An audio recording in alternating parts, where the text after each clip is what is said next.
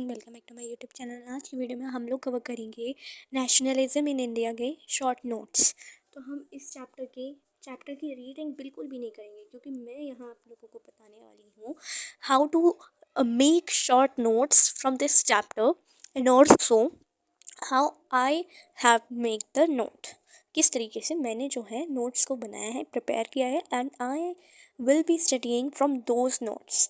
ठीक है, तो अब हम लोग बताते हैं आपको नेशनलिज्म इन इंडिया। सबसे पहला सवाल होता है कि नेशनलिज्म क्या होता है। It is just a feeling of belongingness, एक दूसरे के बिलोंग करना, अपने अंदर ये फीलिंग लाना कि हम एक दूसरे से ही हैं, एक दूसरे की ही वजह से हैं। यूनिटी लाना is just basically a nationalism. तो वो इंडिया में किस तरीके से आया, ठीक है, इतना डाइवर्सिफाइड होने के बावजूद इंडिया में नेशनलिटी कैसे आई। इस पूरे में आप लोगों ने जैसे कि पढ़ा, नए सिंबल्स आने शुरू हो गए, नए आइकन्स आने शुरू हो गए। तो हम ये देखेंगे यहाँ, इसको रीड करने से इसको हम नहीं पढ़ रहे क्योंकि ये अननेसेसरी था, ऊपर वाला अननेसेसरी था for boards.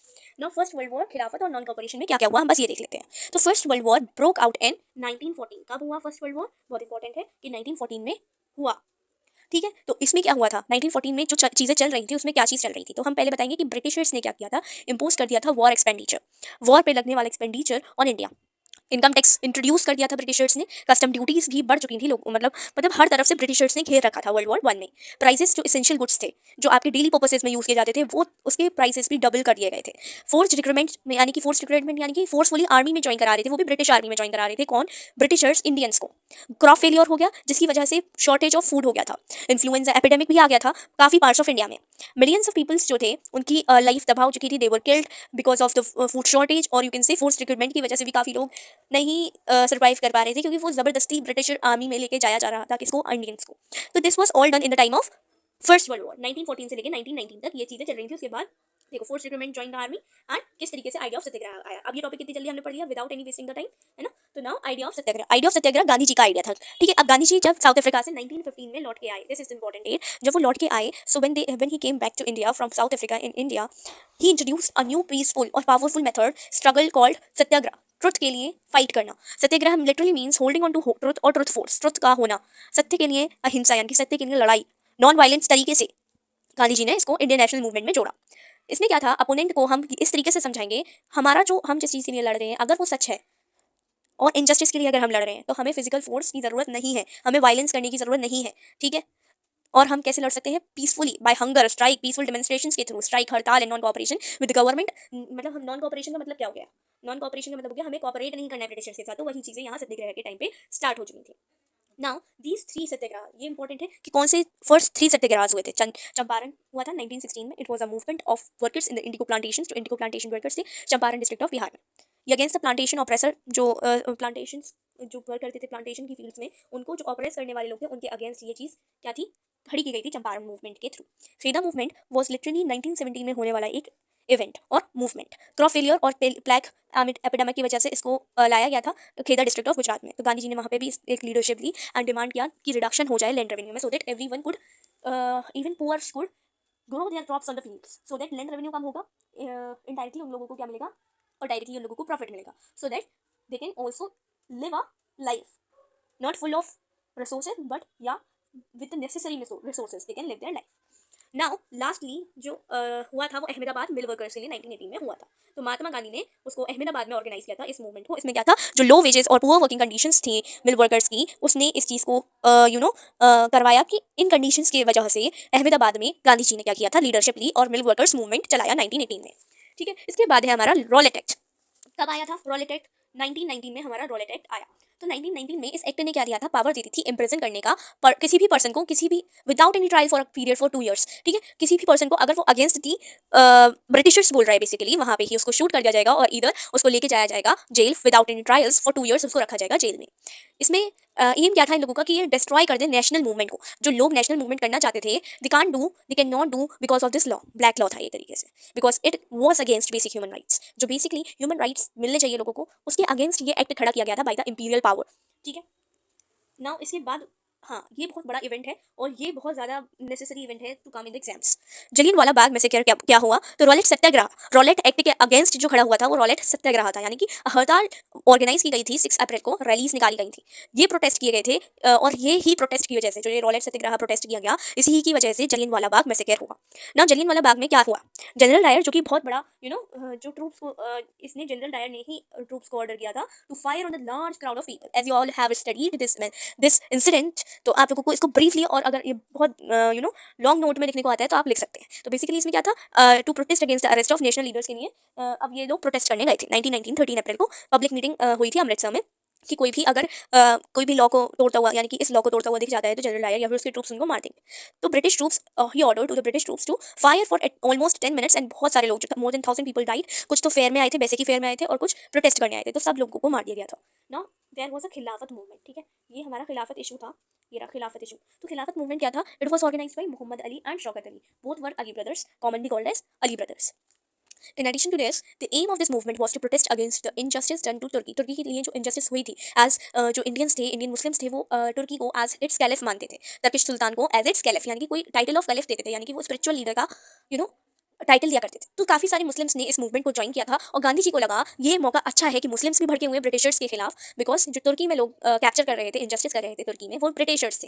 And now it was the time to unite Hindus plus Muslims, so that they both पर जो ये दोनों ही थे वो भड़के हुए थे अगेंस्ट किसके, ब्रिटिशर्स के। खिलाफत मूवमेंट स्टार्ट हुआ by Muslims and non cooperation, इन दोनों का मिक्सअप था बेसिकली, हिंदूज प्लस मुस्लिम्स का। तो गांधी जी ने क्या सोचा, ये बहुत इंपॉर्टेंट क्वेश्चन है। 1909 में हिंदू स्वराज बनी थी, ठीक है, हिंदू स्वराज। इसी में उन्होंने लिखा था कि नॉन कोऑपरेशन कब का हमें आज़ाद करवा चुका होता, अगर हम कोऑपरेट ही नहीं करते ब्रिटिशर्स के साथ तो वो कैसे हमारे ऊपर रूल करके चले जाते इतना साल, ठीक है। पहला वर्ल्ड वॉर हुआ, इसकी वजह से लोगों में बहुत ज़्यादा लाइफ कैसी हो गई थी, मिजरेबल हो गई थी। हैवी टैक्सेस, हैवी प्राइसेस, फेमाइन्स आ चुके थे, epidemics made people's life miserable. Now Rowlatt act invited large scale protest through out the country. Rowlatt act की वजह से काफ़ी ज़्यादा प्रोटेस्ट चल रहा था, जलियनवाला मैसेकर हुआ, उसकी वजह से लोग इंजस्टिस, उसकी वजह से जमीनों पर तलाए लोग और प्रोटेस्ट करने लगे। मुस्लिम्स जो थे अनहैप्पी हो गए बिकॉज ऑफ द खिलाफत मूवमेंट, जो वहाँ पे तुर्की के लिए जो लड़ रहे थे। कांग्रेस सेशन होता है नागपुर में 1920 में, adopted Gandhi ji idea of non cooperation. Now peasants ने क्या किया, ऑर्गेनाइज कर लिया तालुकदार और लैंडलॉर्ड्स के अगेंस्ट प्रोटेस्ट, और बाबा रामचंद्र के थ्रू, ठीक है, इंपॉर्टेंट है, बाबा रामचंद्र के थ्रू इन लोगों ने क्या किया था,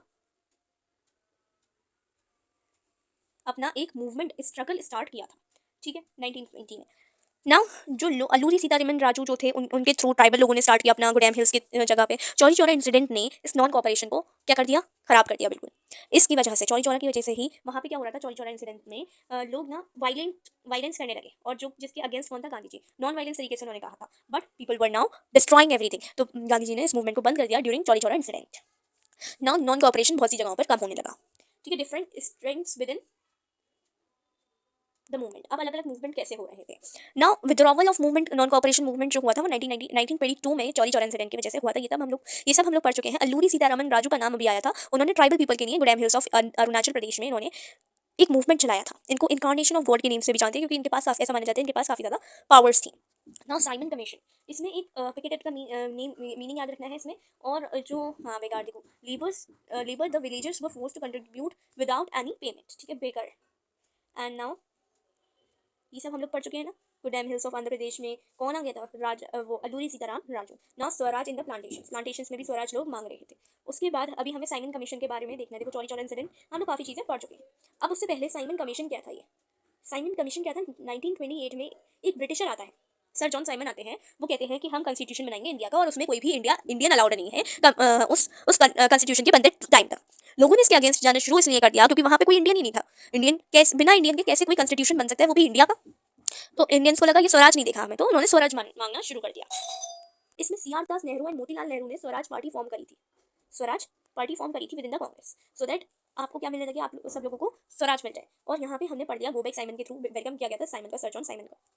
सो नाउ ये चीज़ हम लोग पढ़ चुके हैं। The salt and the civil disobedience movement, Lahore Congress session हुआ था, उसमें 26 January every year as Republic Day बनाया जाएगा, ये चीज़ हमने देखी थी।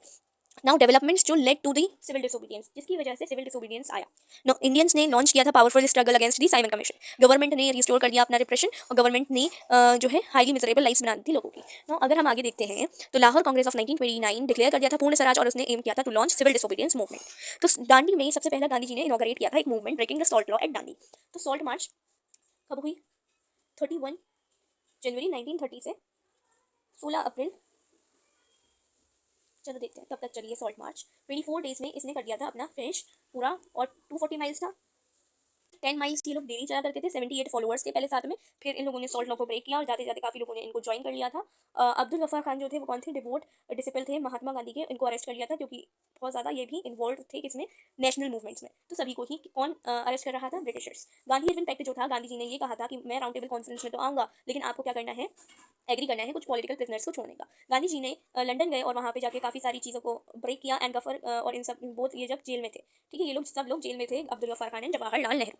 तो क्या फीचर्स रहे सिविल डिसोबीडियंस के, तो वो थे सॉल्ट लॉ सबसे पहले ऑर्गेनाइज किया गया 1931 में, जो गांधी इवन पैक्ट आया था उसमें किस तरीके से उन्होंने सेकंड राउंड टेबल कॉन्फ्रेंस किया, उन्होंने रीस्टार्ट किया था 1932 में सिविल डिसोबीडियंस मूवमेंट को, एंड अगेन उसको कॉल्ड ऑफ किया था कब, 1934 में। अब how the other people, how the participants saw the movement, अगर रिच पीसेंट्स की बात करें तो उनको लग रहा था कि भाई हमें क्या मिले, अच्छा खासा पैसा मिले, प्राइसेस नीचे कर दिया जाए, लैंड रेवेन्यू के रिडक्शन को demanded, reduction in land revenue को रिड्यूस कर दिया जाए, स्वराज लोगों के लिए था, इन लोगों के लिए स्वराज क्या था, to reduce land revenue. Poor peasants के लिए क्या था, रेंट कम कर दिया जाए। बिजनेस क्लासेस क्या चाहते थे कि बिजनेस अच्छा चले, उन लोगों का डिमांड करते थे कि इंपोर्ट ऑफ फॉरेन गुड्स हो जाए, ठीक है। वेयर एज इंडस्ट्रियल के लिए क्या था, इंडस्ट्रीज बनाई जाए, बेटर वेजेस मिले जाए। अलग अलग अलग लोगों के लिए अलग अलग ओपिनियंस के थ्रू स्वराज था, ठीक है। तो स्वराज बेसिकली कंप्लीट इंडिपेंडेंस का मतलब होता है। ये किस पे बेस्ड था, नॉन वायलेंस सत्याग्रह पे बेस्ड था। सो आगे देखते हैं जल्दी से। नो यहाँ पे बात आती है कि क्या चीज़ लिमिट कर रही थी सिविल डिसोबीडियंस को चलने से। तो बेसिकली गांधी वर्सेस अंबेडकर एक चीज़ हुई थी। डॉक्टर अंबेडकर जो थे उन्होंने कहा कि हमें तो यहाँ पे उतना अनटचेबिलिटी माना जाता है, हम लोगों को, हमें दलित्स माना जाता है, हमें हमें अछूत कहा जाता है, और हमें हमें बिल्कुल भी कॉलोनी का हिस्सा नहीं माना जाता है। तो गांधी जी से उन्होंने क्या कहा कि हमें सेपरेट इलेक्टोरेट दे दिया जाए, जिससे हमारा थोड़ा अपलिफ्टमेंट हो जाएगा दलित्स का भी। तो गांधी जी ने इस चीज़ को अपोज किया था, इसीलिए इसको गांधी वर्सेस अंबेडकर। उसके बाद अगर हम आगे बढ़ते हैं, पूना पैक्ट। पूना पैक्ट क्या था, इसमें गांधी जी ने अंबेडकर को रिजर्वेशन दिए थे, उनके उस दलित कम्युनिटी को क्या दिया था, रिजर्वेशन, सो दैट वो भी अपलिफ्ट कर पाए और हम मतलब सभी के रेंज में आ जाए जैसे हर कोई है, ठीक है। पूना पैक्ट बेसिकली ये था, एग्रीमेंट था between doctor Ambedkar and Mahatma Gandhi. Harijan क्या होते हैं, sense of the sense of collective belonging. So हम लोग देखते ही देखते लास्ट टॉपिक पे आ चुके हैं अपने, एज आप लोगों ने भी ये चैप्टर को पढ़ रखा होगा, इसलिए मैंने इसको जल्दी जल्दी बताया है ना। इसमें क्या था, इमेज ऑफ भारत माता दी गई थी। तो ये बहुत बेसिक क्वेश्चन बनता है, बीसीसी ने क्या बनाया था, अपनी भारत माता की सबसे पहले इमेज की बनाई थी, और उसको पेंट किसने किया था, उसको पेंट किसने किया था, अबनिंद्रनाथ टैगोर ने, ठीक है, उसको पेंट किया था। और आनंदनाथ में उन्होंने अपने इस वंदे मातरम को किसने, बीसीसी ने लिखा हुआ था, ठीक है। फॉल क्लॉट्स चल रहे थे, काल डिवाइन ने वंदे मातरम जो था प्रेयर भारत माता की टुवर्ड्स थी। भारत माता कौन थी, स्पिरिचुअल लेडी दिखाई गई थी और पीसफुली लेडी दिखाई गई थी। नेशनल फ्लैग के बारे में इसमें बताया गया है, ड्यूरिंग 1905 स्वदेशी मूवमेंट जब चल रहा था, तो 1 ग्रीन 1 येलो 8 रोजेस, ये सारी चीजें रिप्रेजेंट करती थी ब्रिटिश इंडिया को। लेकिन 1921 में गांधी जी ने अपना एक स्वराज फ्लैग बनाया, जिसमें सेल्फ हेल्प मतलब था, जिसका ऐसे ही flag became a symbol of nation, it created the feeling of oneness, एक यूनिटी का सिंबल बन चुका था। रीडिस्कवरी कब हुई इंडिया की, British considered India's backward and primitive, उनको लगता था इंडिया कैसे है, केपेबल नहीं है रूलिंग के। लेकिन जैसे जैसे आप देखो, जैसे जैसे नॉलेज लोगों के पास आई, अचीवमेंट्स लोगों के पास आई, now Indians are created as a national pride, now they have developed a lot, so that it is a type of it is a development in our country, gives a highly gives a मतलब उनको एक तरीके से Britishers को क्या किया है उन्होंने, बहुत ज़्यादा बताया है कि देखो इंडियंस कुछ भी कर सकते हैं, इंडियंस कुछ भी कर सकते हैं, इंडियंस डेवलप हो गए हैं, डेवलपिंग है, तो डेवलप्ड भी बनेंगे एक दिन इंडियंस, ठीक है। रिवाइवल ऑफ फोल्कलोर कैसे हुआ, मेन मोटिव क्या था, लोगों के अंदर फीलिंग आना नेशनलिज्म की। तो रविंद्रनाथ टैगोर ने क्या किया, फोल्क सॉन्ग्स मतलब सॉन्ग्स स्टोरीज वगैरह को कलेक्ट किया और क्रिएट किया लोगों के अंदर एक नेशनल प्राइड, सो दैट लोग क्या करें, नेशनल यूनिटी लेके आए अपने अंदर। कंक्लूजन यही था, in other words what was emerging was a nation with many voices wanting freedom from colonial rule, ठीक है। तो ये चैप्टर हो जाता है हमारा फिनिश, और इसमें कुछ भी नहीं था, बेसिकली इस चैप्टर में कुछ भी नहीं था, बस आपको किस तरीके से नेशनलिज्म मिला, नेशनलिज्म आपके इंडिया में कैसे आया, this was all about, thanks for watching.